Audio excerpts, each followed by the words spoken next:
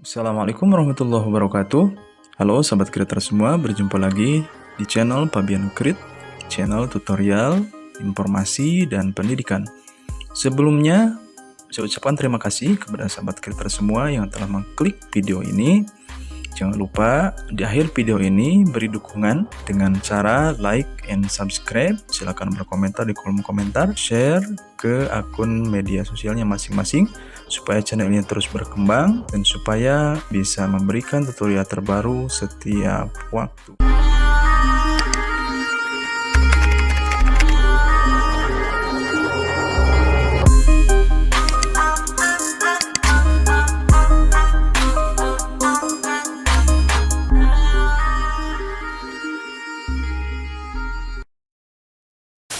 Assalamualaikum warahmatullahi ta'ala wabarakatuh.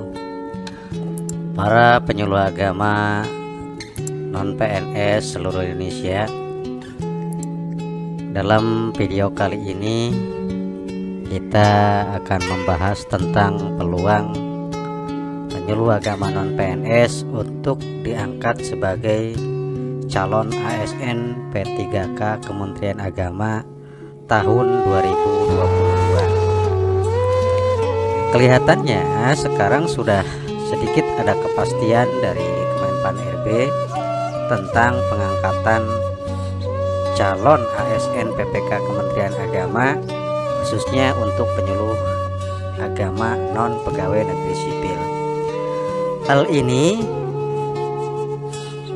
bisa kita pahami dan bisa kita ketahui dari surat yang dikeluarkan oleh Sekretariat Jenderal, dalam hal ini Kepala Biro Kepegawaian Kementerian Agama, yang ditujukan kepada Sekretaris Direktorat Jenderal Bimas Islam, Kristen, Katolik, Hindu, Buddha, dan juga Sekretaris Badan Litbang dan Diklat tentang permintaan peserta dalam rangka penyusunan naskah soal seleksi kompetensi teknis calon ASN P3K Kementerian Agama tahun 2022 yang dilaksanakan pada hari Kamis tanggal 12 Mei tahun 2022, di mana di situ dijelaskan perihal tentang penyusunan naskah soal seleksi kompetensi teknis pengadaan P3K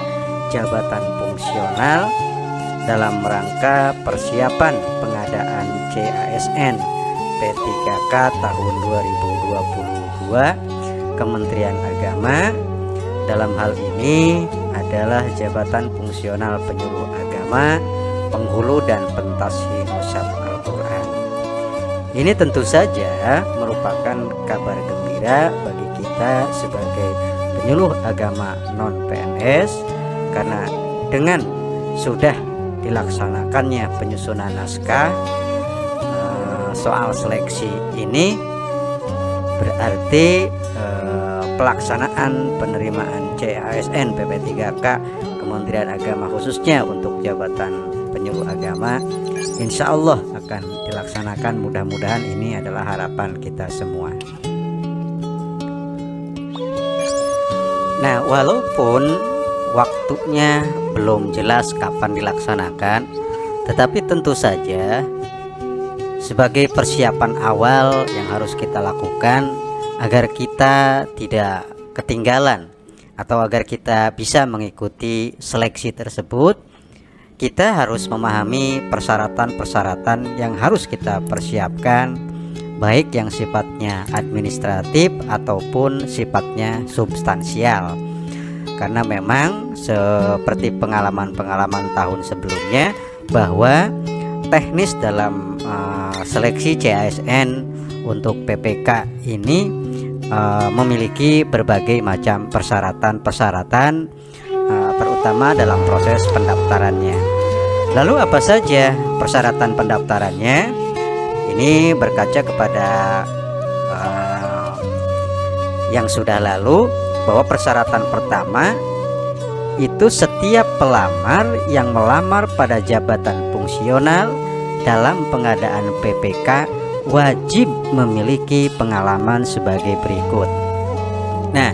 Yang pertama, paling singkat 3 tahun di bidang kerja yang relevan dengan jabatan fungsional yang dilamar untuk jenjang pemula, terampil, dan ahli pertama.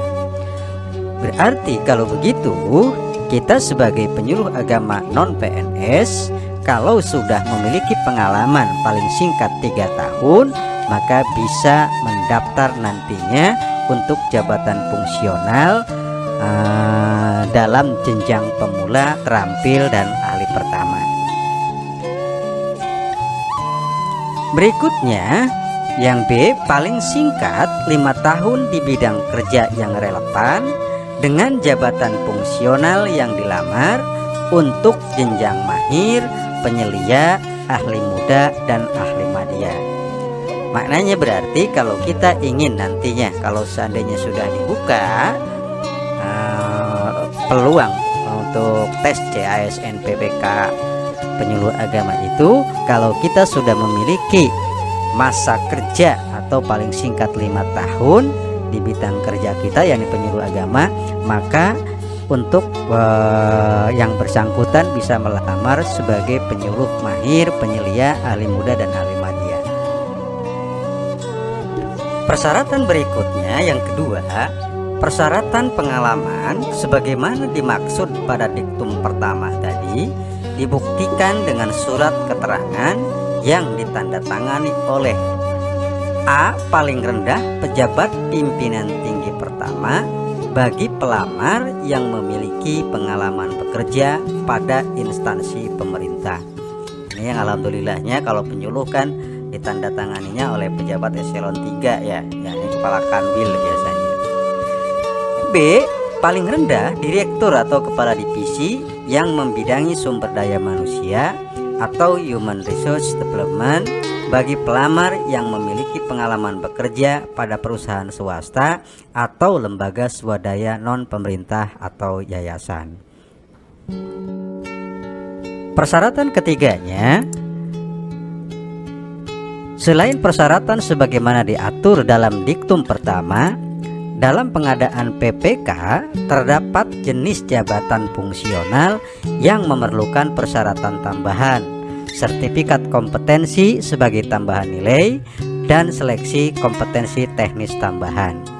Apakah penyuluh agama memerlukan sertifikat kompetensi sebagai tambahan nilai dan seleksi kompetensi tambahan? Ini akan kita bahas nanti dalam video yang lainnya. Maka upayakan para penyuluh agama sekalian simak video-video yang lain di dalam channel ini. Persyaratan keempatnya, daftar jenis jabatan fungsional yang memerlukan persyaratan tambahan, sertifikat kompetensi sebagai tambahan nilai, dan seleksi kompetensi teknis tambahan sebagaimana dimaksud diktum ketiga tadi terlampir pada lampiran yang merupakan bagian tidak terpisahkan dari keputusan menteri ini. Nanti kita bisa lihat dalam slide berikutnya di antara jabatan fungsional yang memerlukan persyaratan-persyaratan tambahan dan juga sertifikat kompetensi sebagai tambahan nilai tadi. Nah, kawan-kawan sekalian, kalau kita lihat daftar jenis jabatan fungsional yang memerlukan persyaratan tambahan, sertifikat kompetensi sebagai tambahan nilai, dan seleksi kompetensi teknis tambahan itu banyak sekali sebetulnya jabatan fungsionalnya. Ini saya coba tampilkan contohnya dalam keputusan menteri ini adalah seperti misalkan ini penerjemah ahli pertama, maka membutuhkan sertifikat sebagai tambahan nilai, diantaranya adalah sebagaimana dimaksud di dalam keputusan menteri tersebut. Atau contoh yang lainnya misalkan ini untuk dosen asisten ahli, maka dia membutuhkan pengalaman kerja minimal 3 tahun misalkan. Atau untuk lektor ya, untuk lektor itu bisa 3 tahun atau 5 tahun dan didukung dengan persyaratan wajib tambahan. Atau ada lagi misalnya di sini penyuluh sosial ya, jabatannya atau jenjangnya ahli pertama, maka dia membutuhkan sertifikat sebagai tambahan nilai, Salah satunya adalah sertifikat kompetensi penyuluh sosial yang masih berlaku. Yang ini bobotnya bisa 25%. Nah, mudah-mudahan penyuluh agama pun demikian, dia ada perbedaan penyuluh agama non fungsional yang memiliki sertifikat kompetensi dengan yang tidak, sehingga nantinya mempunyai bobot secara tersendiri. Sertifikat sebagai penyuluh agama atau pernah ikut diklatnya itu diperhitungkan sebesar 25%, mudah-mudahan. Tetapi kawan-kawan sekalian, ini peraturan adalah peraturan tahun 2021 ya, artinya ini adalah peraturan yang tahun yang lalu. Apakah tahun 2022 masih mengacu ke aturan yang ini? Kita harus bersabar menunggu dikeluarkannya aturan atau regulasi tentang seleksi CASN P3K khususnya bagi penyuluh agama. Mudah-mudahan secepatnya dikeluarkan oleh pemerintah. Amin ya Allah ya Rabbal alamin.